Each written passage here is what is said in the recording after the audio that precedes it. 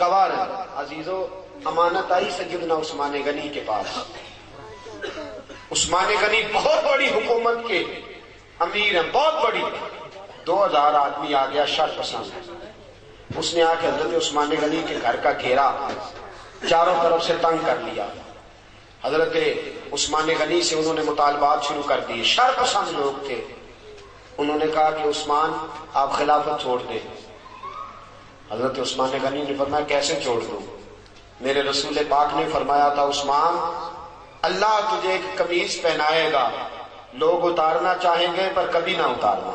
فرمایا حضور نے فرمایا تھا نہ چھوڑنا، میں کیسے چھوڑ دوں؟ چاروں طرف سے گھیرا انہوں نے ڈالا ہے مکان کا. امام حسین پہ 3 دن پانی بند ہوا ہے. حضرت عثمان غنی پہ 40 دن پانی بند رہا. 40 دن نہ کھانا کھایا نہ پانی پیا. لوگ کہنے لگے عثمان بھوک پیاس نہیں لگتی؟ فرمایا بھوک لگتی ہے تو خدا کا ذکر کرتا ہوں، پیاس لگتی ہے تو قرآن کی تلاوت کرتا ہوں.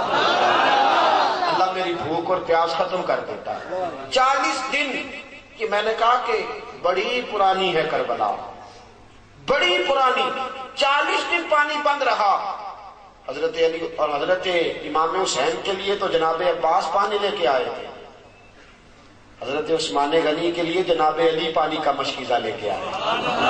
حضرت علی پانی کا مشکیزہ لے کے آئے اور جب پہنچے دروازے پہ تو ایک ظالم نے تیر مارا، مشکیزہ پھٹ گیا، پانی بہہ گیا.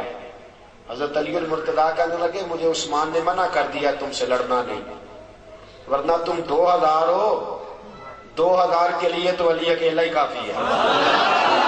دیواریں ہلتی رہتی ہیں اور در کانپ جاتا ہے، علی کا نام سن کے اب بھی خیبر کانپ جاتا ہے.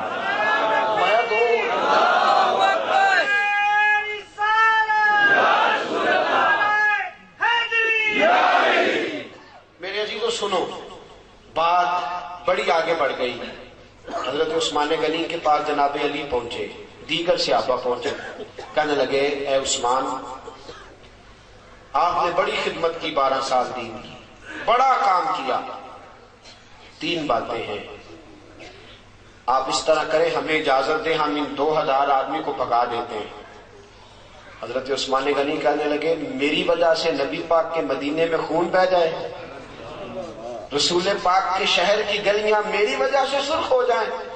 عثمان کا گلا کٹتا ہے تو کٹنے دو، لیکن رسول کریم علیہ السلام کے شہر میں خون اور دنگا فساد برداشت نہیں کرتا. کہا پھر آپ اس طرح کریں کہ کچھ دنوں کے لیے حکومت چھوڑ دیں. آپ نے فرمایا حضور نے فرمایا تھا قمیض نہ اتارنا، کبھی نہیں اتاروں گا. صحابہ نے تیسری پیشکش کی، کہا کچھ دنوں کے لیے مدینہ چھوڑ دیں، کچھ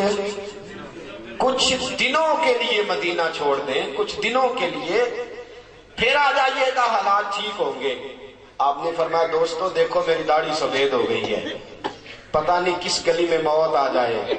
میں مصطفیٰ کے مدینے سے باہر نہیں مرنا چاہتا. یہ اسلام کا وہ حکمران کہ جس کے اوپر امانت آئی، شر پسندی ہوئی، حضرت امام عثمان غنی رضی اللہ تعالیٰ عنہ نے جان قربان کر دی، شہادت پیش کر دی، لیکن نبی پاک کے مدینے میں فساد نہ ہونے دیا. دوستو جناب علی کی باری آئی تو وہ بھی کوفے کی گلی میں شہید ہو گئے. حضرت علی المرتضیٰ رضی اللہ تعالیٰ عنہ ساری زندگی دین کے لیے کھڑے رہے، کوفے کی گلی میں شہید ہوئے. باریاں بڑھتی رہی، پورا خاندان. ایک وہ زمانہ بھی آیا کہ میرے رسول پاک نے فرمایا فاطمہ تیری باقی 3 بہنوں نے بھی بڑے دکھ اٹھائے. دوستو میں اور آپ، میرے ساتھی مجھ سے بڑی محبت کے ساتھ اکثر کہتے ہیں اتنے سفر نہ کریں آپ، اتنی محنت نہ کریں، تھوڑی کر لیا کریں، کم نکلیں. میں ان کی محبت کو وصول کرتا ہوں، مجھ سے پیار کرتے ہیں تو ایسے جملے بولتے ہیں، لیکن قسم اللہ کی جب میں رسول اللہ کی تبلیغ پڑھتا ہوں اور کتابیں، ایک ابو جہل کے دروازے پہ نبی پاک 2000 بار تبلیغ کرنے گئے. کتنی بار؟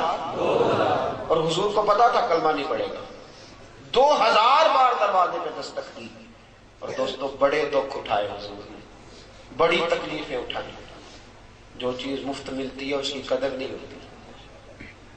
مفت ملتی ہے نا جو چیز، اس کی قدر نہیں. مجھے اور آپ کو مفت مل گیا یہ دین، کبھی بلال کی قبر پہ کھڑے ہو کے پوچھو دین کتنا مہنگا ہے، کبھی کھڑے ہو کے پوچھو سیدہ فاطمہ سے کہ دین کتنا مہنگا ہے، کبھی پوچھو امام حسین سے کہ کتنا کٹھن ہے یہ دین۔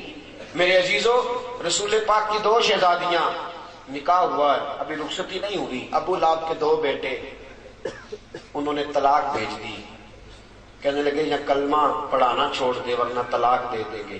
حضور نے فرمایا میرا تیرا اختلاف ہے، بچوں کا کیا قصور ہے؟ ابو لہب کہنے لگا نہیں میں طلاق دے دوں گا۔ گھر بیٹھی 2 بچیوں کی طلاق پہنچی، سیدہ ختیجہ فرماتی ہیں حضور بڑا روئے، اٹھے، بچیوں کے سر پہ ہاتھ رکھا، کہا بیٹا اپنے بابا کے دین کے کام میں ثابت قدم رہنا، اللہ تمہیں بڑی بہتر جزا دے گا۔ اور ساتھیو، صرف حضرت فاطمہ نہیں، سیدہ زینب میرے رسول پاک کی بڑی صاحبزادی حمل سے ہیں، اللہ نے ان کے گھر میں ولادت کی خوشی رکھی ہوئی ہے، مکہ سے مدینہ کی طرف آ رہی ہیں، حبار بن اسود نے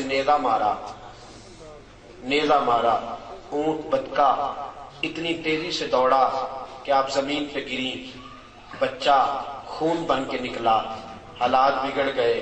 کتنے مہینے میرے حبیب کی صاحبزادی کتنے ہی مہینے بیمار رہ کے وصال کر گئی، بڑی صاحبزادی تھی، حضرت ختیجۃ الکبریٰ سے شکل ملتی تھی۔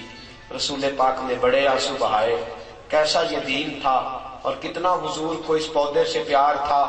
بیٹی کو شہید کرنے والا حبار بن اسود منہ پہ نقاب ڈال کے فتح مکہ کے بعد آیا، آگے کہنے لگا سونیاں کوئی آپ کا بہت بڑا مجرم بھی کلمہ پڑھ لے تو اس کو بھی معاف کر دیتے ہو؟ رسول پاک نے فرمایا چہرے سے نقاب ہٹا، بیٹیوں کے قاتل کبھی بھولا نہیں کرتے، تو چہرے سے نقاب ہٹا، اولاد کے قاتل کبھی بھولا نہیں کرتے، لیکن تو پڑھ لے کلمہ، مجھے سب سے زیادہ دین سے پیار ہے، اگر تو مسلمان ہو گیا تو میں تیری یہ خطا بھی معاف کرنے کو تیار ہوں۔